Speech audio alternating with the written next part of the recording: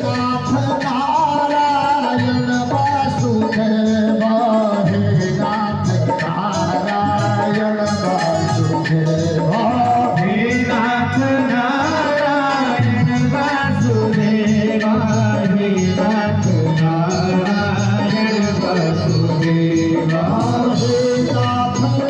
नारायण वासुदेव, हे नाथ नारायण वासुदेव, हे नाथ नारायण वासुदेव, हे नाथ नारायण वासुदेव।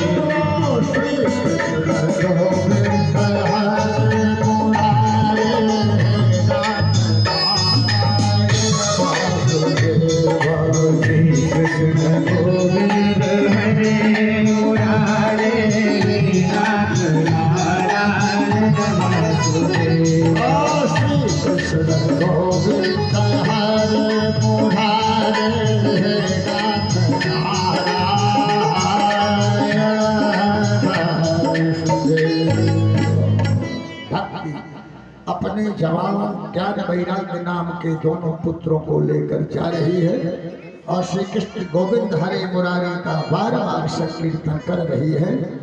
सज्जनों, भक्ति अपने दोनों जवान पुत्रों को लेकर के पहुंच गई हरिद्वार गंगा जी के किनारे। तमाम ऋषि महर्षि बैठे थे, सबने अपने बीच में भक्ति को आया हुआ देखा, आपस में चर्चा करने लगे। बोली कथम प्रविष्टा कथमागतेयम, अरे ये कौन है? हम लोगों के मध्यम गुणी नाम की तर्क करता है, हम लोगों के बीच में ये कैसे आ गई, कौन है? महाराज, इस रहस्य का पता सनक सनंदन सनातन सनद कुमार इन ऋषियों को था। इन्होंने बताया, बोले ये भक्ति है, इसके साथ जो ये दो पुत्र हैं, ये ज्ञान वैराग्य नाम के दोनों पुत्र हैं, इन्हीं के लिए श्रीमद् भागवत की कथा नारद जी ने गंगा जी के किनारे सुनी है। सज्जनों, भक्ति ने सभी ऋषियों को हाथ जोड़े और भक्ति कहने लगी। बोले महाराज कृपा करके बता दीजिए मैं कहाँ रहूं, मुझे रहने का स्थान बता दीजिए।